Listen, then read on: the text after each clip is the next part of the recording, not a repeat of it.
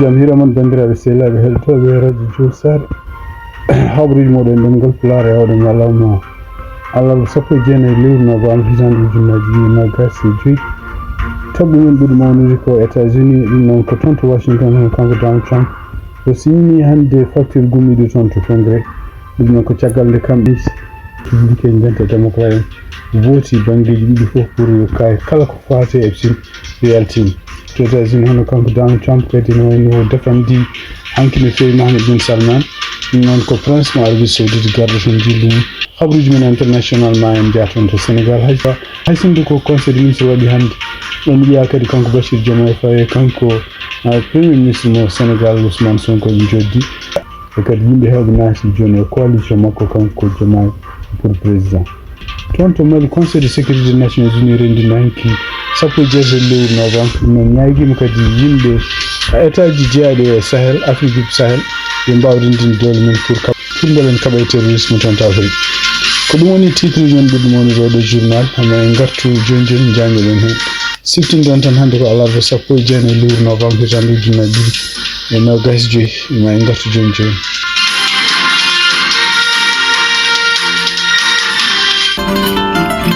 أعزائنا المستمعين، إذاعة جول ساري تمد لكم يد من أجل أنها تتعامل معكم، من أجل أنها تشتغل معكم. إذاعة جول ساري فتحت أبوابها بوجوه جميع اللي راغبين بأنهم يتعاملوا مع إذاعة جول ساري داعين الولوفيين الكورالين الحسانين والسونيكيين وما يميز حد عن حد. إذاعة جول ساري تقدر تروج إعلانات وتحسيس وتغطية. إذاعة جول ساري موجودة من أجلكم، سعادتنا تكمل بالتعامل معكم. راديو جول ساري انترناشونال radio mon radio Jogol Sare ari wedde on jungo ngam yidde gollodade e mon e kala fannu no jidirɗon faltaki capato pullo so ninki e wolof e kala leñol so jiɗɗon ko waɗanede publicité e reportage communiqué e erango radio Jogol Sare wonan ɗo ko onon weltare amen ko liggodirde e mon ɗum noon bisimilla mon. radio Jogol Sare ni radio ay aga qibaru kinni i wakati radio Jogol Sare a wiki temberini kasuka humanto kannu kusuka humanto reportage ma ibega publicité amundunu communiqué ma émission bega katta anyimme qibaru mbangande akitte mberinte katta kay khara jonka nyani khibari bangera ganyani bismillah. radio Jogol Sare mu ngi leen di talal loxo ngir ànd ak yéen liggéey tukulóor naar soninké bi olof bàyyi wuñu kenn képp ku fi ñëw lépp loo bëgg ñu defal la ko ni nga ko bëggee muy publicité communiqué radio Jogol Sare tàllal na leen loxo yéen ñëpp képp kuy xeet boo xamante ne yaa ngi ci àddina bi rek radio Jogol Sare mbégteem ak bànneexam mooy ànd ak yéen liggéey kon bismillah. bandiraɓe sehlaɓe heɗotoɓe radio Jogol Sare giɗoɗen d'abord ko fati e weeyo siftindon tan e diwan Cincinnati oɗo heure joni 9h heure Cincinnati température bowol woni ko 6 degré donc température ma continue wonde 6 degré ha yettanoma subaka janggo hedde 9h du matin ma wontoy ma nangel seeɗa wontoy ma montu seeɗa wonto 7 degré non ma continue montude hedde 2h kiki ma yetto 12 degré ɗum noon ko noon ñaldirta ñalawma alhamis o fof en wayno ko ma yedduli ko non ala nangue ala tuboji donc température wal makko continue tellade ɗum noon jamma à partir de 8h jamma alhamis non e wayno ko ñalawma aljuma garoɗo en ñande aljuma hawnaki tuboji ma ngar seeɗa aset e alete ma nangue yalto seeɗa température ma wayla hakkude 11 degré 12 et 14 degré en ɗamina tuboji ma gartu ñande talata yontere aronde tuggi talata na yettinma alhamis en wayno ko tuboji kadi ma gartu tuboji kadi ma gardi keneji non keneɗi ɗi jaawi seeɗa wonande kadi wonɓe laabi nden nde ndiyam e ƴen mbawi hewde kadi no wawi tannude won utoji won habruji men hande États-Unis toon to Virginia hono kanko amo Donald Trump suɓi won procureur debbo mo suɓi biyete Lindsey Halgan mo suɓi pour beele no wawa addude hono kanko James Comey e kanko kadi Leticia James e yimɓe wonɓe hewɓe ɓe ganduɗa kanko Donald Trump wiyata ko añum en wayno ko hande ko dukuji wonno hakkude makko e ñaawo gonɗo toon to Virginia ɗum noon nde ruttina wonde ko kanko hoore makko gueɗe ɗe waɗi ɗe surtout ko addude grand jury ren tiisi muusi o gonɗini wonde ko won document ji walla won kayitaji hollunoyi jury mo aɗan ɗiɗon ɓen celi ɗum ɗon kono noon ne wayno ko kanko hoore makko wuri o watti kayitaji goɗɗi taw ɗiɗon kayitaji kadi wona ko grand jury selno ko o totti ɗum gardiɗo grand jury o donc e wiide makko kanko Lindsey Halgan ko grand jury o tan gardi ɗum o tan ko kañum yiiɗi noon document final o taw document final o wona ɗum grand jury kañum horum jamno walla selno ɗum ɗo fof noon e wiide mabɓe kadi e wiide surtout yen yimɓe tawnoɓe toon gotoɓe département justice mbi wonde ko ɗum ɗo ko hunde bonde e hawnayi kadi ma won sababu kanko juge oɗo wawa wallade kala ko ɓeɗo James Comey ko Laetitia James sibabude kanko lensi halagan no waɗiri ni wona noon foti waɗirede ko hunde nde ganda o yaɓɓi kuule kanko juge o jaɓan ƴeftude ñawore kikiɗe e ñalawma kono e wayno ko wi wonde ko ɗum ɗo ko hunde teddude no fewi e kadi ko gueɗe ɗe kalaɗe hende surtout yen taw kanko procureur o wawi kanko hoore makko gonɗinde wonde ko hen wayno ko won kayitaji ɗi holli grand jury wona ɗin kayitaji kamɓe koore mabɓe gonno ɗum noon ko hunde ko toñangue mawon ko way wonde fof kanko James Comey avocat ji makko darano ko ɓoyi ko guila ko addi hande darano wonde ko kanko non seulement kanko procureur no ƴeftirani wona hunde ko rewde lawol mais kadi en wayno ko porta plainte o kanko James Comey ko Donald Trump tan yiiɗi wattademo sibabude kanko hoore makko mo jeeyano e enquêtanode muɗum ko fati gueɗe kalteɗen hitande ujunnaji 16 toon to Washington hono kanko Donald Trump en wayno signini hande facture walla jaɓodiral gumingal toon to congrès ɗum ɗon ngal ɗon jaɓodiral ko kamɓe républicain e kamɓe démocrate fof e kewendi ɓe mbawi wodde pour jabde walla yamirde hono kanko Jeffrey Epstein tumaɗo walla takkaɗo gueɗe ne waɗanno gueɗe caltiɗi ko fate surtout sukaɓe rewɓe ko kala ko haalte mum yo yaltin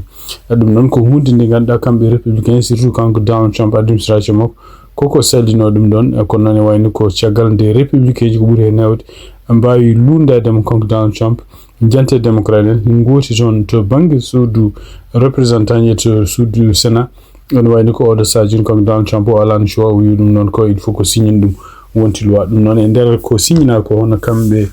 congrès en wayno ko ngal ɗo oɗo facture firti wonde ko kamɓe dokki département justice balɗe 30 pour yaltinde kala nde ganduɗa ko wiyete kayitaji vidéo ji e gueɗe bindaɗe email aji ko way ko fati Jeffrey Epstein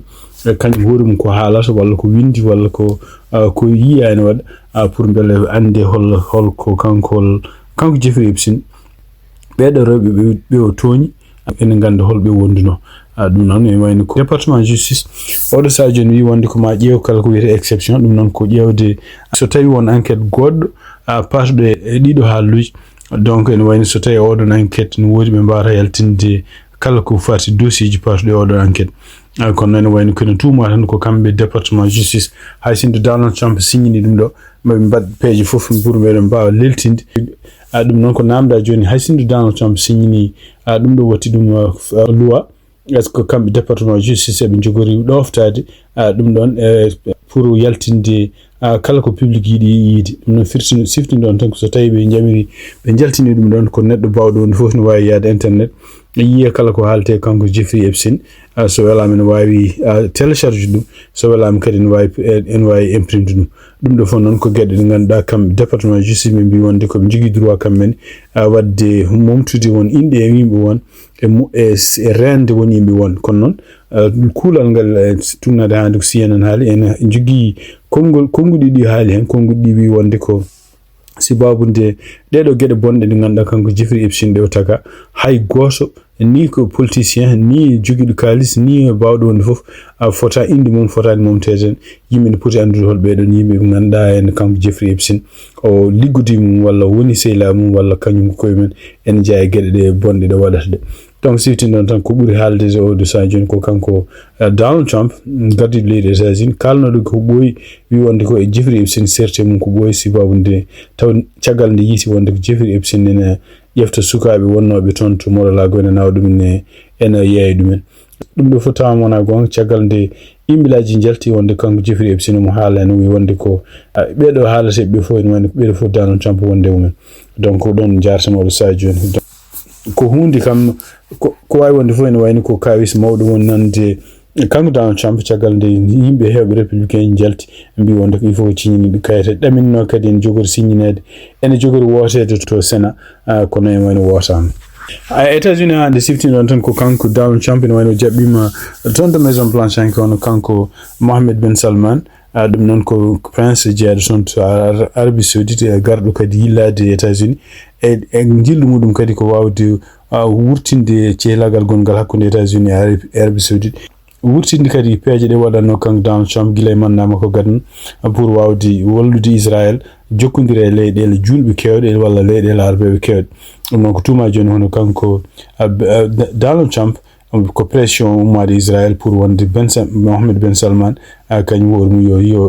yo waɗi mum pression beele ngalɗo nanodiral biyetegal Abraham ande kamɓe leyɗele arbeɓe dole nanno beele ene continue wurde ɗum noon siftindon tan ko haysindo ngalɗo nanodiral wurin ha hitande ujunaji ɗiɗi nogas tati caggal nde guerre hakkunde kamɓe Israël e kamɓe Hamas fuɗɗi ɗum wayni ko yimɓe hewɓe to leyɗele hewɓe arabeɓe surtout wayno Arabie Saoudite puɗɗum yaltuden kono noon tumnade kadi habaruji gumiri toon kanko Donald Trump haysindo o teddini Mohammed Ben Salman o wawano teddinir ɗum comme ko neɗɗo gardi leydi tawde Mohammed Ben Salman kañum wona kañum ardi Arabie Saoudite ardi ɗum ko bawmum kono noon ko wawi wonde fof kadi ne wayni ko o rokki Mohammed Ben Salman chance tawde kamɓe États-Unis ɓe jaaɓi wonde eɓe jeeya Arabie Saoudite avion ngaji bombardier F-35 ɗum noon ko avion ngaji États-Unis jogui ɓurɗi bonde oɗo saha joni Donald Trump kadi o jaaɓi wonde ko kala ko Mohammed Ben Salman takkate mo ɗum sibabude neɗɗo journaliste Arabie Saoudite kono américain baraɗo toon to ambassade mabɓe to Turquie kanko Donald Trump konngol makko heɓɓiti wi wonde ko Mohammed Ben Salman witinani ɗum kono donc ɗum ɗo fof ene wayni ko wallude jingande Mohammed Ben Salman kala bonnandeji pawneɗo muɗum beele ne yejjite andi toon to États-Unis kadi ene wayni ko ñalawma hen kadi républicain goto mo ganduɗa taw ko sénateur kañum hoore mum wawi yeddodirde Donald Trump walla wawi wiide Donald Trump ko waɗata ko wayni maslaha mo waɗata oɗo saha joni pour guerre gonɗo toon to Ukraine ɗum wona hunde moƴƴere saabu e wiide makko kadi ko Donald Trump fotani tan haaldude Russie taw Ukraine tawa e kadi ne wayni ko forsude Ukraine oɗo saha joni ha leydi mum ne continue heɓtede taw ɗum ɗon ala to yaari siftinde on tan kamɓe Ukraine naɓe ɓe kutorima ko sakiri ko misilaji ɗi ganduɗa henne kamɓe Amérique jeeyi ɗum noon misilaji ɗi henna hono Russie kañum hoore mum wi wonde ko ɗum ɗo ko hunde ko toñangue saabu kamɓe Ukraine naɓe ɓe toɓɓi toon e nokkuji taw ko civil en goni taw ɓe kutori kadi ko misilaji Amérique ko wawi wonde fof ene wayni ko kaldigal ngal kanko Donald Trump mono continue rewde hen mono continue yindirde e kamɓe ɗiɗi foof kanko Vladimir Zelensky e kanko kadi Vladimir goto maɓɓe fof ne rokki condition ko fate guerre no deƴirta toon to Ukraine kono e wayni ko hande guerre o nene continue wadde habaruji men international toon to Sénégal puɗɗoɗen d'abord ko siftindon hande alarba 19 lewru novembre toon to Dakar conseil des ministres jooɗima toon ɗum noon yiyama hen hono kanko Ousmane Sonko e kanko Bachir Diomaye Faye kadi mi joddi hen ɗum ɗon noon hawnaki kadi ma hollu yimɓeɓe wasde famde holko kewi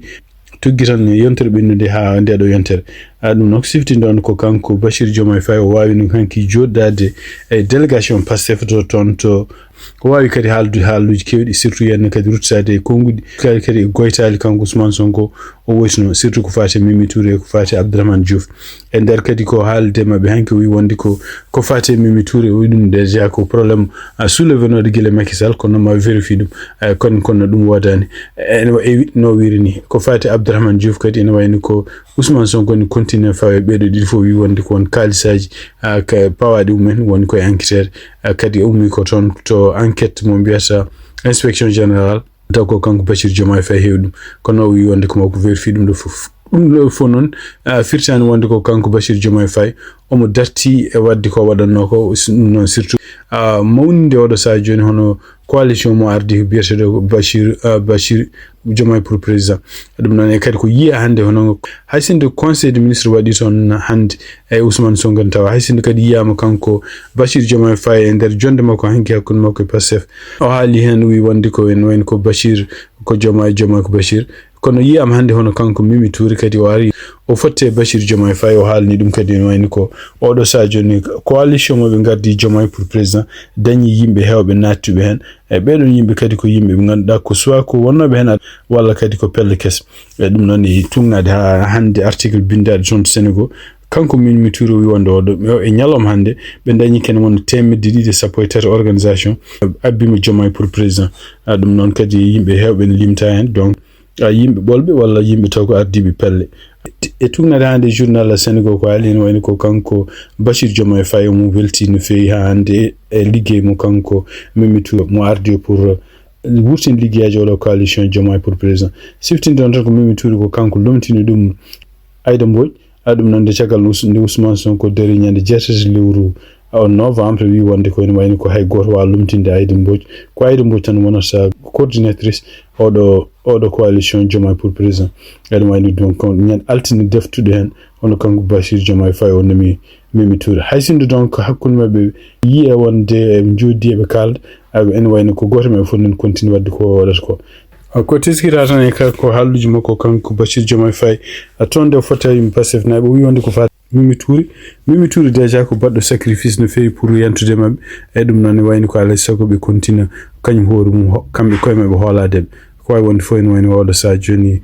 ko teskira kadi e nder yimɓe abbiɓe Diomaye pour président hono kanko biyeteɗo Abdoulaye Dieye ɗum noon kañum hoore mum wonno ko membre Benno Bokk Yakar e kadi wonno kañum hoore mum won directeur général AIBD donc kañum hoore mum yante coalition Diomaye pour président donc to banque présidence ko fama kadi tan ko yimɓe kadi ne kalata oɗo sa joni holko woni sababu kanko Bachir Diomaye Faye o gueɗe ɗe waɗata ɗe ene surtout ene yiyama wonde ko e yontere ndeɗo walla yontere ɓennude nde o yindiri toon to présidence ono gardiɗo conseil constitutionnel mo Sénégal gardiɗo kadi cour suprême mo Sénégal ɓeɗo fof ko yimɓe ɓe ganduɗa pelle ɗe ganduɗa kanko Ousmane Sonko omo continue wiide wonde ko ɓeɗo fof goni ko contre makko eyyi ɗum ɗon kadi yiyama kadi yontere ɓennude hono kanko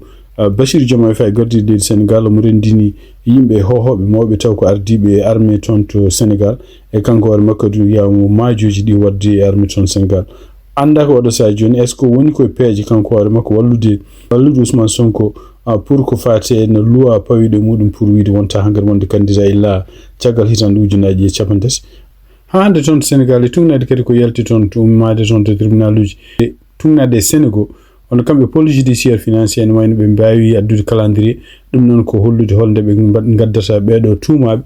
sokaɓe walla kañumen koye men ko tuumaɓe inde men ene e dossier ji ɗum noon tugnade no mbirni ɓe mbi wonde ko 25 lewru novembre ha tenma 4 décembre yimɓe hewɓe ɓe ganduɗa hon en tawnene kaso walla won hen koye oɗo sadio ko tuumaɓe ma gar keɗe potta e enquête toɓe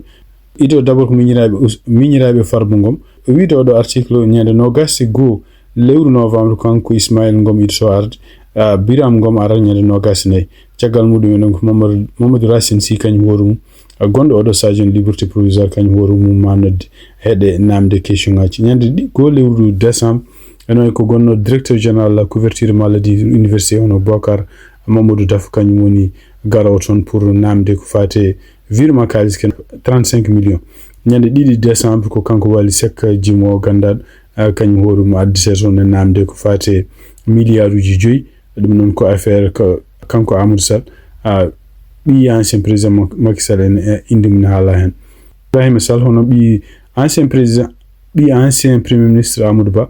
kañum hoore mum ma heeɗe ñande 3 lewru décembre koko fate business aji ɗi jogui ɗi waɗi si business aji ko fate galleji ɗi wadde Amadou Sall siftinde noon Amadou Sall o ko ɓi ancien président Macky Sall donc kanko Ibrahima Ba ɓi ancien premier ministre Amadou Ba ene wayne o heddata ko ñande 3 lewru décembre business aji ɗi o waddi e kanko Amadou Sall e kadi ene wayne ko kadi hay mennoɗo wonde chauffeur kanko premier ministre makko mennoɗo wonde chauffeur premier ministre hono biyeteɗo Cheikh Tidiane Seck kañum hoore mum ene wayne koko tuuma wonde ko ene rimɗini kalisaji ɗi moƴƴani donc ma heeɗe ñande 4 lewru décembre ɗum ɗo fof no anda ko est ce que koko kanko Bachir Diomaye Faye ko sibabude pottital makko e surtout gardiɗo cour suprême walla ko sibabude o waylo baɗɗo ko sakiti ko ene caggal nde kanko Yacine Fall nde warditi département justice habaruji men international cakkitirɗen ko toon to Mali tugnade kadi konngol gumigol toon to kanko secrétaire général des nations unies e ɗum noon kadi ko radio france international habri hono kanko Anthony Guterres o waɗi konngol makko ɗum noon hanki mardi 17 lewru novembre e huccidi ɗum kadi koye toon leyɗele gonɗe toon to Afrique banggue Sahel e wiide makko kadi ne wayno ko ɗeɗo leyɗele surtout leyɗele jeenoɗe e CEDEAO e leyɗele kadi jeeɗo oɗo hande oɗo saha joni e AES ɗum noon ko Mali Niger en wonde Burkina Faso e leyɗele ko woni Mauritanie e Algérie kañumen koyemen yaltuɓe CEDEAO pour wawde habde jihadiste uji donc ɓeɗo fof no poti rendinde doole mumen pour beele mbawa habdade jihadiste uji ɗum ɗo fof noon ari ko caggal kadi nde ɓe teskiti wonde ko caɗele nani ɓeydo hewde toon to Mali e ɗum noon wonande ko won jihadiste uji jogiiɓe contrôle oɗo sa joni ko ɓuuri hewde e leydi Mali e kadi ne wayno ko ala fof to banggueji takkiɗi donc e jaabol makko kanko ambassadeur mo Mali gonɗo toon to ONU hono kanko Issa Konfourou o habde terroriste ko hunde fonde wonde haare taw ko région e fof rendata ɗum kadi ko international rendata ɗum surtout kadi hadde kala ko fate terrorisme ɓeydade yaaji toon to Afrique banggue rewo e kadi ɓeydade yaaji yaltude Afrique fa e banggueji fof ko wawi wonde fof ene wayno ko kanko Antonio Guterres e yimɓe renduɓe toon hanki to Nations Unies 17 lewru novembre kam fof ɓe dakkodiri wonde ko leyɗele Afrique banggue Sahel ene poti kañumen koye rendude doole mum pour mbaɗa haare contre wadde boniyankoɓe haare mumen. bandiraɓe sehilaɓe heɗotoɓe radio Jowol Sare habaruji min jogo noon hande ɗemgal Pulaar yewde ñalawma alarba 19 lewru novembre hitande 2020 nogas joyi gasi ala en mbaala jaam ha janggo kadi ma en gartu on jarama.